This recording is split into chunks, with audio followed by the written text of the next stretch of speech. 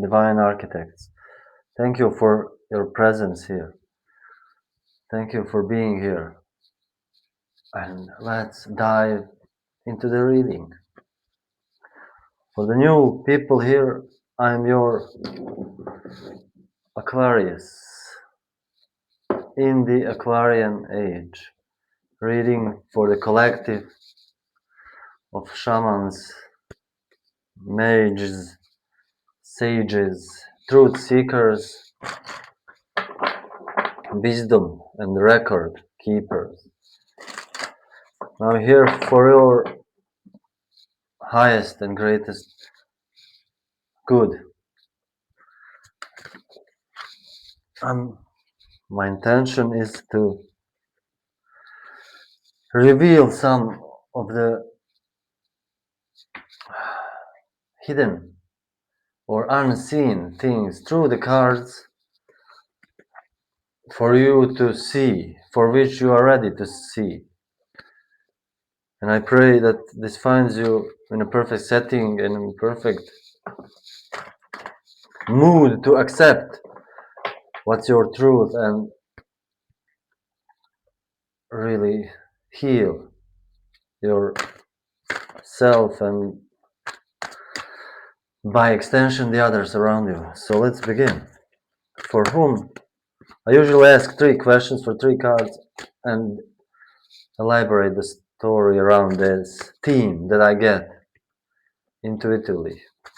And I sometimes read from the classical descriptions of traditional description of tarot, which gives some deeper esoteric description of the cards, and then we tie everything in together. And I also read from the runes, and I read the descriptions of the runes also from the lore, runic lore, Germanic lore, and we get this kind of overarching story, and we provide you with generalized meaning of the issue that's present, and then you need to consider it within your situation and put the things together for your case to concretize, to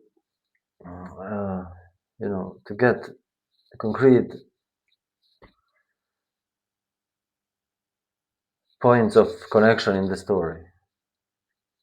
For whom do I read, please? Holy Spirit, for whom? Okay, for whom do I read, please?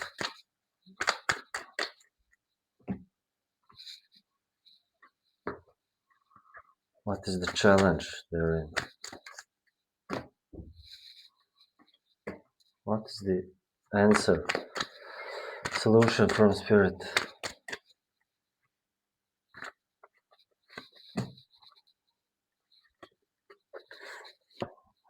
At the bottom of the deck, 2 of Pentacles, which represent karmic entanglement, and infinity is karma. So let's see, the crown is protected here with the hat, which signifies, your soul chakra, or how do they call it, connection to your higher self, which is above your crown. These 2 are protected with this magician's hat, or how do you want to call it? It's symbolic protection from your crown. So let's pull one rune stone. Please, Odin, give us a rune of the day.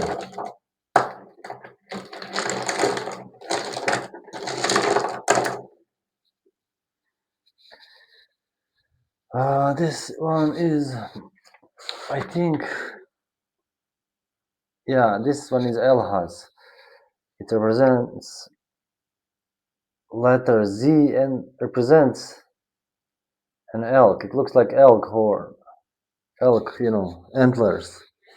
It signifies protection and wisdom. And wisdom of the gods.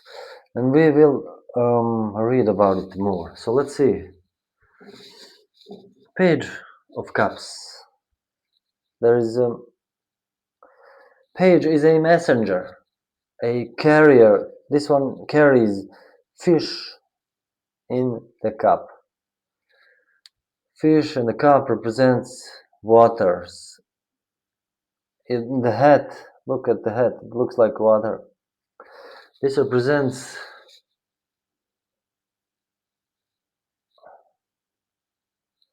there's a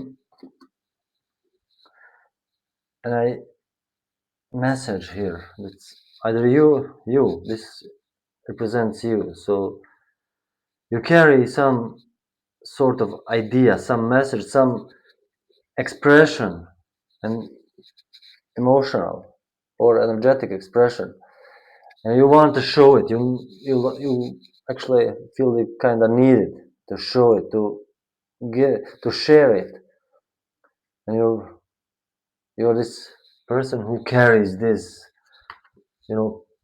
this potency and life in your cup, in your filled cup. And yeah, you are this craftsman at work. Your craft and work is here important. There is a challenge in your greater work or on your job. There is a challenge at hand here. There is a need of working on top of some sort of. I feel like there's always more things to work on emotionally and energetically. This is either material. I know it sounds counterintuitive, but Pentacles represents material thing, the connection with the earth, the material, what we, money or abundance, or it can represent the other end of spectrum, which is kind of the same thing, the consciousness, the expansion of consciousness, the ideas, and this almost I hear like pregnant with ideas, and now you need to step into your power here. You see this authoritative power demanding and power, showing and radiating with authority, power, and rulership. This is like Aries energy, like a leader type of thing. Emperor that has his armor under this red robe of groundedness, of material domain and passion. There is a need for expression, for taking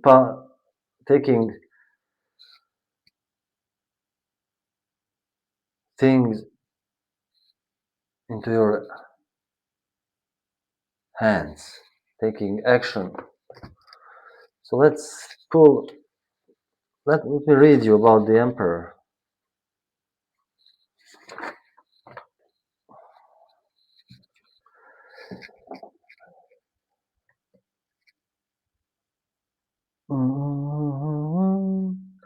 He has a form of crux ansata for his scepter. It's a cross with a circle at top. Kind of looks like Ankh, but it's not. And a globe in his left hand. He is crowned monarch commanding, stately, seated on throne, the arms of which are fronted by rams' heads. His executive and realization, the power of this world, here clothed with the highest of its natural attributes. He is occasionally represented as seated on a cubic stone, which, however, confuses some of the issues. Here, You see him on the chair. He is viral power to which the Empress responds. And in this sense is he who seeks to remove the veil of Isis. Yet she remains Virgo intacta. Google veil of Isis. It should be understood that this card and that of the Empress do not precisely represent the condition of married life, though the state is implied. On the surface, they stand for mundane royalty, uplifted to the seats of mighty, but above this there is suggestion of another presence. They signify the higher kingship, occupying the intellectual throne. So the kingship of the mind, of the intellect over the mind. Hereof is the lordship of the thought rather than an animal world.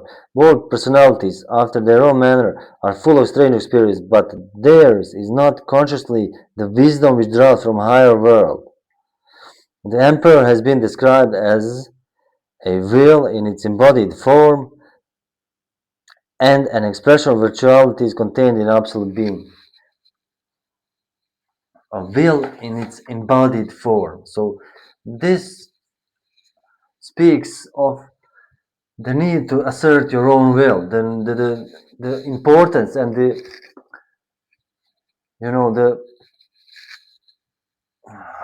urgeness to assert your own will on your building your on your work and working on something that needs to be shared, either emotionally yours or something that needs to be shared with others or expressed. Let's read about this elk room.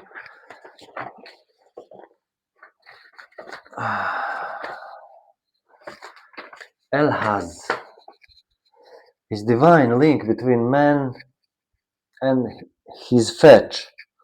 The Z rune describes the power of attraction between the mind of man and its psychic counterpart, the divine self. So the attraction between divine and the mind of man. This force of attraction works together with the mastery of Sovilo to generate the magical will. It is a symbol of the Valkyria, the protective aspect of fetch wife, which is often magically attached to the sword or other symbolic weapon. The symbolic link between horn and sword is nowhere more evident in the myth of Freyr. After surrendering his sword in exchange for the Athenian wife Gerd, it is said that he had only a horn with which to do a battle. Zero describes the rainbow bridge, Bifrost, again a symbol of a link between Midgard and the realms of above and below.